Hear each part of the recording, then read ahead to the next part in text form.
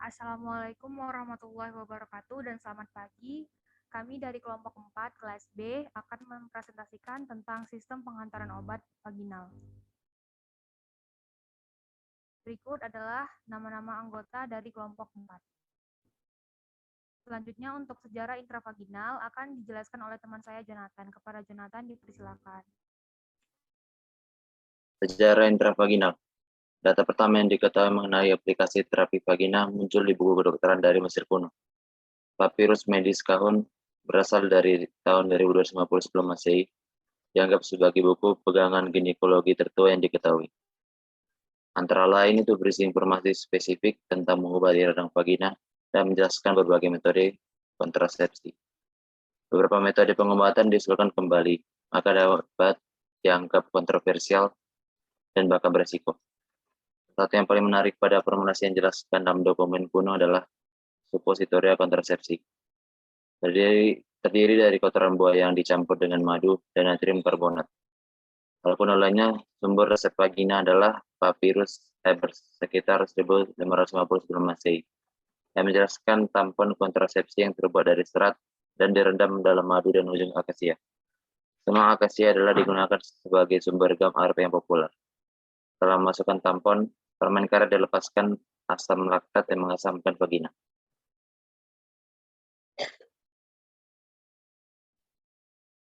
Saat ini asam laktat merupakan bahan terkenal dan agen spermisida yang sangat umum digunakan dalam gel dan krim kontrasepsi modern. Perlu juga dicatat bahwa pada abad ke-15, orang memiliki pengetahuan bahwa beberapa zat yang mampu menembus ke sirkulasi sistemik setelah pemberian obat ke vagina. Cukup umum, walaupun tercela pada aplikasi vagina arsenik atau lainnya pada saat beracun untuk menginduksi aborsi atau bunuh diri. Saat ini, formulasi vagina sebagian besar digunakan untuk memberikan obat yang bekerja secara topikal seperti antimikroba, spermisida, antimikotik, atau untuk menyalurkan obat ke sirkulasi sistemik. Sebagian besar untuk terapi hormonal atau kontrasepsi. Banyak minat juga difokuskan pada pengiriman mikrobisida per vagina untuk dapat menghambat transmisi seksual HIV, HPV, atau HSV. Selanjutnya akan disambung oleh teman saya. Pengertian sistem pengantaran obat vaginal. Vagina merupakan alat kelamin dengan fungsi sebagai reproduksi yang dapat digunakan untuk rute pemberian obat, terutama untuk efek lokal, seperti infeksi bakteri, jamur, protozoa, pencegahan HIV, pemberian kontrasepsi, spermisida, atau pemicu persalinan, dan untuk pengobatan lesi prakanker. Beberapa penelitian telah membuktikan bahwa vagina merupakan rute yang efektif untuk pemberian obat, yang ditujukan terutama untuk aksi lokal dan efek sistemik. Vagina dianggap sebagai organ yang tidak mampu menyerap obat secara sistematis, tetapi permeabilitas mukosa dan jaringan pembuluh darah yang padat telah menjadikan vagina sebagai rute pengiriman obat yang sangat baik untuk lokal dan efek sistemik. Pengobatan yang efektif di daerah genitalia wanita harus memiliki sistem pengantaran obat yang sesuai dengan kondisi daerah wanita yang memiliki aktivitas self-cleansing. Bentuk sediaan vaginal yang memberikan efek lokal tanpa masalah stabilitas dan aplikasi akan sangat diterima oleh pasien, sehingga dapat minimalkan efek samping dan meningkatkan kepatuhan pasien.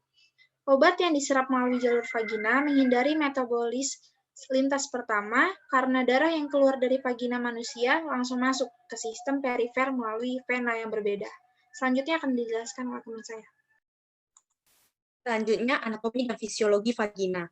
Vagina manusia adalah organ tubular fibromuskular yang menghubungkan vulva, serviks, rahim, dan organ-organ saluran reproduksi bagian atas.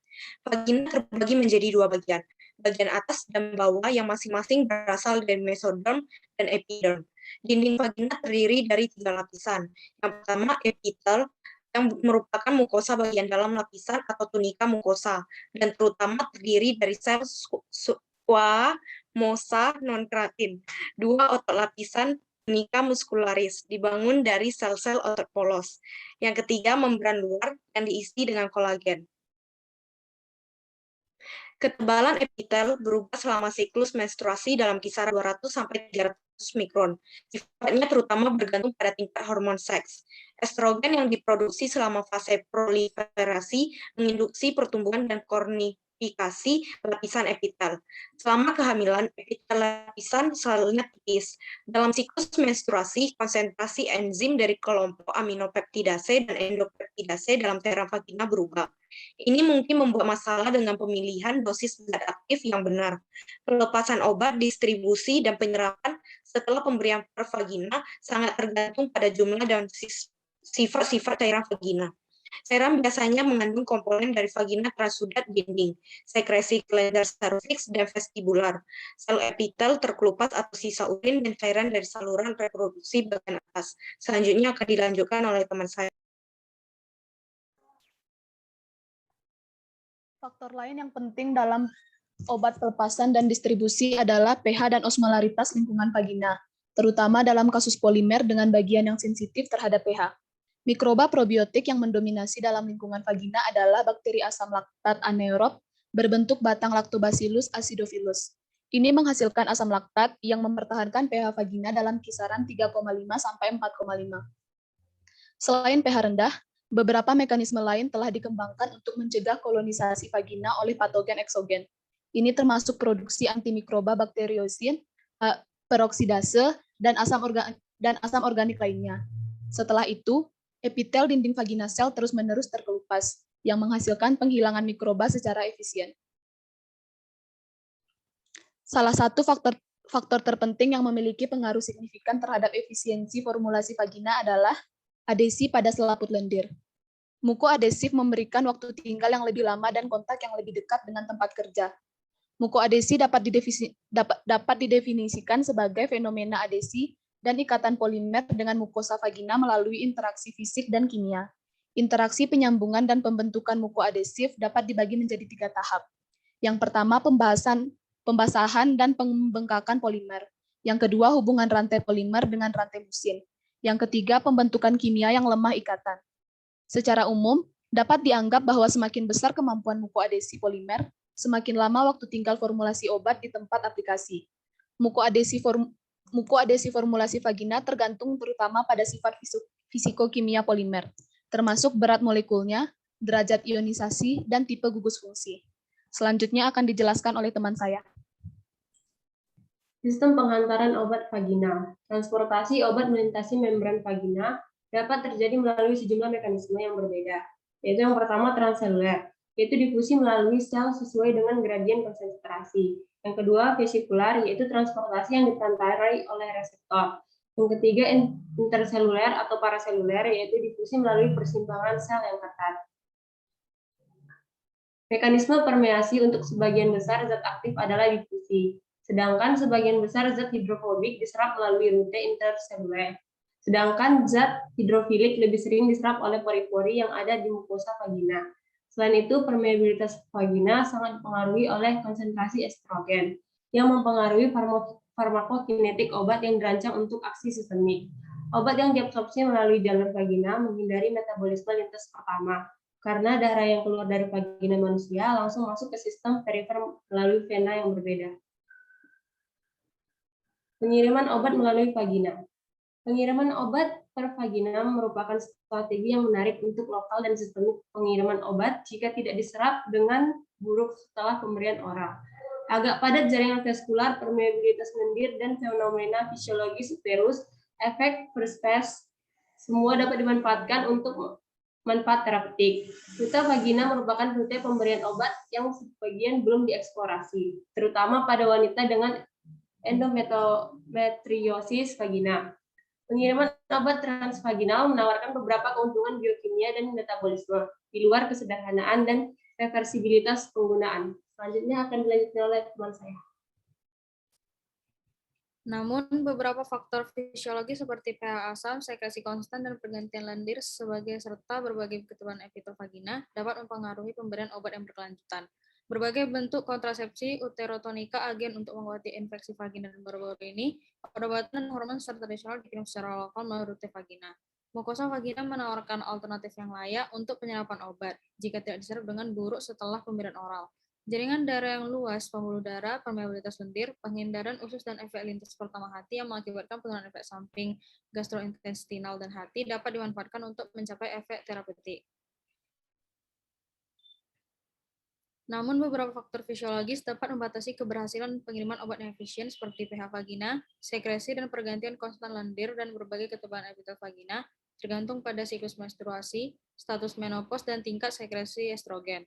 Vagina sebagai rute pengiriman obat yang layak ditandai dengan adanya jaringan pembuluh darah yang padat, luas permukaan yang besar, dan mengalami efek first pass uterus. Semua faktor ini berkontribusi untuk menetapkan rute vagina sebagai alternatif yang layak untuk obat lokal pengiriman ke organ reproduksi wanita, seperti vagina itu sendiri, leher rahim, rahim, atau bahkan saluran tuba. Banyak regimen pengobatan infertilitas bergantung pada progesteron penggunaan untuk dukungan fase luteal. Ketika diberikan melalui vagina, progesteron ditemukan sama efektifnya dengan injeksi intramuskular atau IM karena tidak signifikan secara statistik perbedaan diamati antara kedua kelompok mengenai tingkat kehamilan klinis. Keuntungan lain dari rute pervaginam adalah menghindari jalur pertama HTV dan dengan demikian memungkinkan dosis obat yang lebih rendah. Ditemukan juga bahwa konsentrasi estradiol dalam endometrium dan serum lebih tinggi setelah dibandingkan dengan pemberian oral 2 mg per 2 kali sehari. Selanjutnya akan dilanjutkan oleh teman saya. Estradiol di metabolisme hingga 95% setelah pemberian oral administrasi, sementara pemberian estradiol pagi efek ini dan dikirim ke endometrium melalui efek first pass uterus. Melewati efek lintas pertama hati menyimpulkan bahwa dosis obat yang lebih rendah mungkin cukup untuk mencapai farmakologis dan efek terapeutik yang sama. Pelepasan obat, transportasi, dan distribusi. Pelepasan obat, transportasi, dan distribusi per vagina berbeda untuk gel yang dapat dideformasi daripada cincin intravaginal padat atau IFR. Gel dimaksudkan untuk memberikan obat dalam skala waktu yang relatif singkat, dalam kurang dari 1 hari, sedangkan cincin dimaksudkan untuk pengiriman obat melalui interval dari 1 sampai beberapa bulan. Luas permukaan kontak gel mukosa merupakan penentu utama transportasi obat ke dalam mukosa. Selain itu, pelapisan yang berlebihan yang menyebabkan kebocoran dari introitus mengecilkan keinginan penggunaan untuk menerapkan suatu produk. Dengan demikian, lapisan baik adalah baik untuk distribusi obat vaginal lokal dan juga penerimaan pengguna. Secara khusus, bagian-bagian yang berbeda dari vagina dikeringkan oleh berbagai sistem vena yang mempengaruhi penyerapan obat tergantung pada tingkat di mana senyawa telah dimasukkan. Plexus uterina dan ovarium berhubungan dengan aliran balik vena dari bagian superior vagina dan mengalir langsung ke vena iliaca interna, melewati sistem porta hepatik. Secara khusus, senyawa farmakologis yang diberikan di bagian atas vagina memiliki afinitas spesifik untuk uterus jaringan, terutama untuk endometrium, karena eksistensi hubungan vaskular yang kuat antara kedua organ ini. Sebaliknya, bagian inferior vagina terhubung ke plexus internal humeroid dan pudenda yang mengarah ke sistem portal dan tunduk pada tindakan di metabolisme hati. Selanjutnya akan dijelaskan oleh teman saya, Wahidah.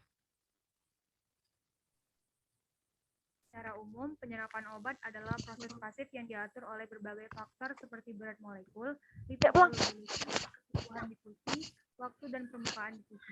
Selain itu, penyerapan obat melalui vagina juga dipengaruhi oleh beberapa faktor fisiologis, antara lain itu seperti usia, kehamilan, status hormon, dan perubahan pH. Modifikasi elemen terakhir ini adalah sekunder dari berbagai variabel seperti kolonisasi bakteri, air mani, menstruasi, dan status estrogen. Penyerapan obat melalui vagina dapat dipengaruhi oleh adanya volume cairan vagina yang lebih besar yang dapat mendukung pembubaran senyawa yang lebih cepat dan efisien yang ditandai dengan kelarutan hidro yang rendah.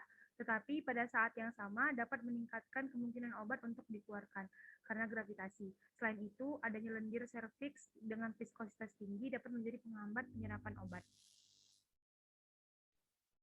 Model transportasi obat mikrobisida vagina telah dikembangkan, seperti yang dilepaskan adalah model cincin. Model cincin ini menggabungkan konveksi obat dengan mengalirkan cairan vagina serta difusi untuk menghitung fluks dapivirin mikrobisida ke permukaan vagina.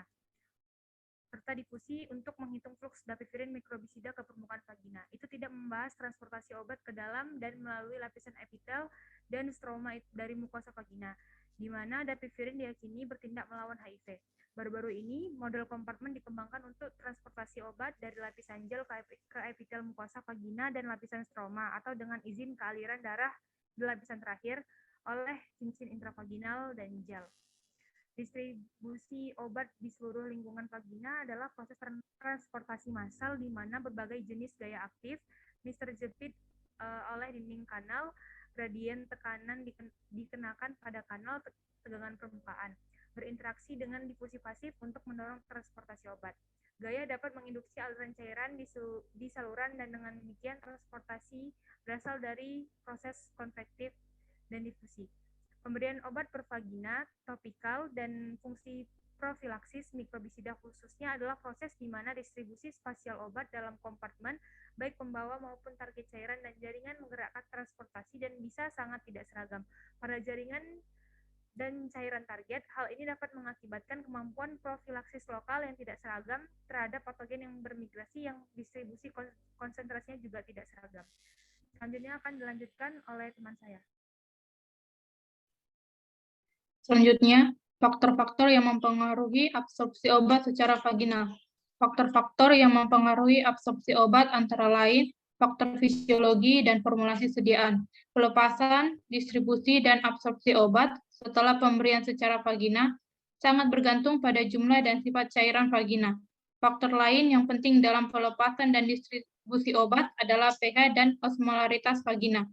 Salah satu faktor terpenting yang memiliki pengaruh signifikan terhadap efisiensi formulasi vagina adalah adesi pada membran mukosa atau selaput lendir.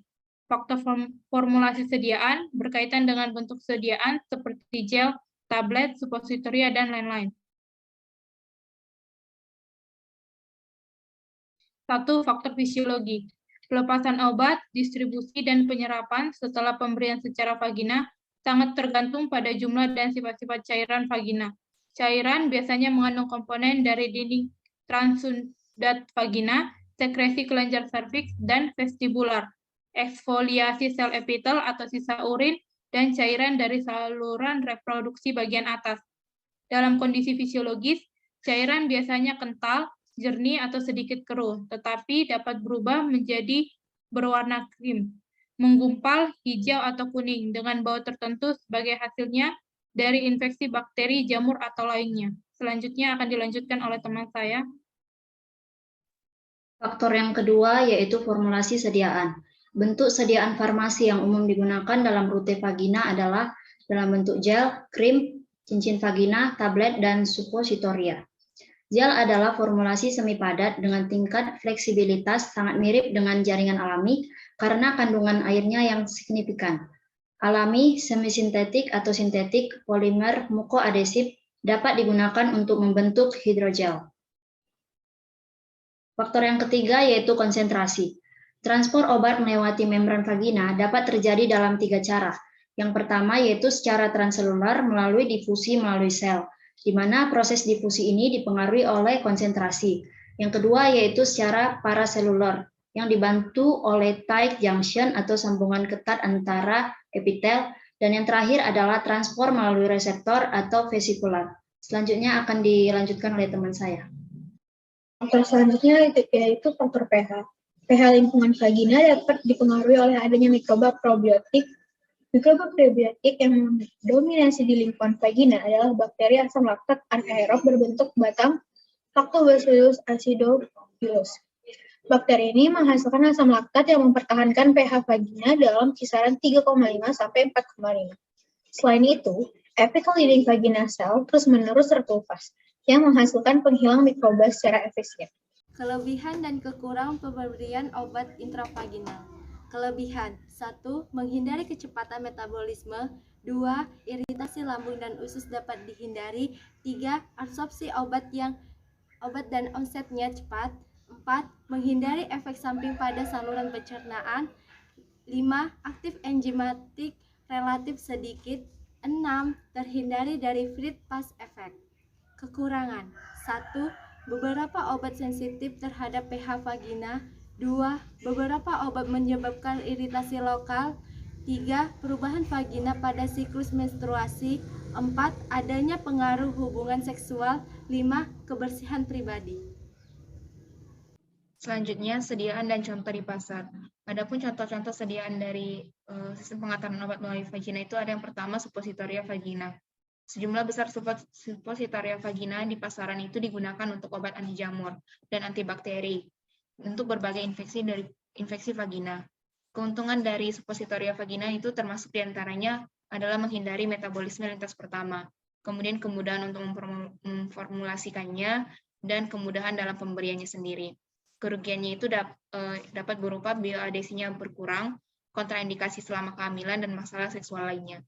Contoh suppositoria vagina di pasaran itu adalah metronidazole dan nystatin. Untuk metronidazole sendiri merupakan antibiotik sintetik yang merupakan turunan dari azomycin yang digunakan untuk melawan penyakit yang disebabkan oleh protozoa Trichomonas vaginalis.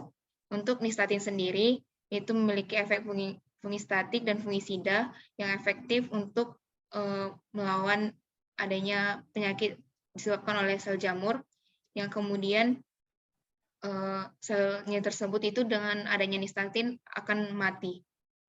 Nystatin diberikan secara topikal dalam bentuk krim, obat salep, dan suppositoria.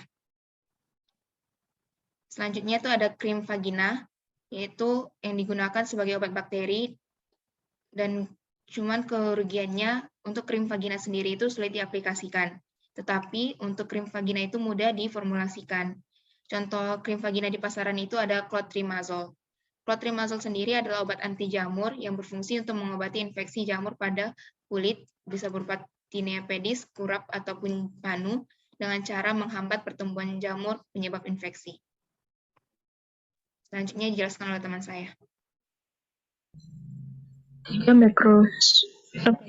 Mikrosfer vagina dirancang sebagai sistem penghantaran vagina yang inovatif untuk memberikan stabilitas pada molekul obat, meningkatkan bioavailabilitas, dan untuk menghasilkan pelepasan obat yang terkontrol serta ditargetkan. Mikropartikel bioadhesif dan mikrosfer adhesif digunakan untuk pencegahan penyakit yang berbeda dengan lebih baik. Vagina memiliki beberapa keuntungan, seperti efek terapi yang konstan dan berkepanjangan. Mukoadhesif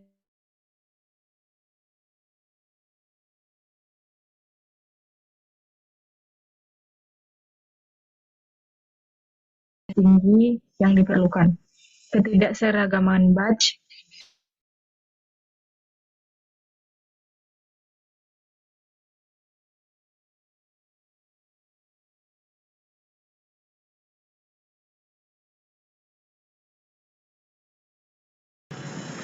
Studi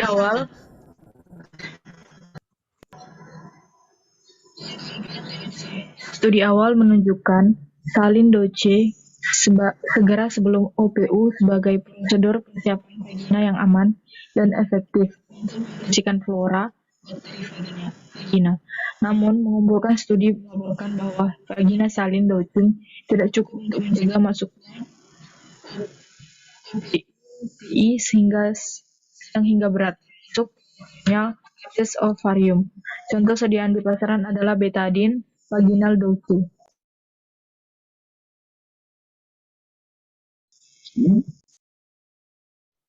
Untuk kesimpulannya, vagina sebagai sistem penghantaran obat memiliki beberapa tantangan klinis dalam penghantarannya, yang mana menjadi tantangan untuk merancang sistem penghantaran obat yang tepat. Dalam beberapa aspek makromolekuler, sistem penghantaran untuk vagina baik secara lokal dan sistemik menunjukkan hasil yang signifikan baik dalam penerimaan pada perempuan. Di antara beberapa sistem penghantaran vaginal gel, Advanced Prolonged Action Vaginal Rings, dan sistem bioadesif telah dibuktikan potensialnya. Maka dari beberapa penelitian yang telah dilakukan, sistem penghantaran vaginal ini memainkan peran penting dalam mengatasi masalah pandemi seperti HIV. Sekian dari saya kembalikan kepada moderator. Baiklah, sekian presentasi dari kelompok kami. Lebih dan kurang kami mohon maaf. Kami akhiri. Assalamualaikum warahmatullahi wabarakatuh dan selamat pagi.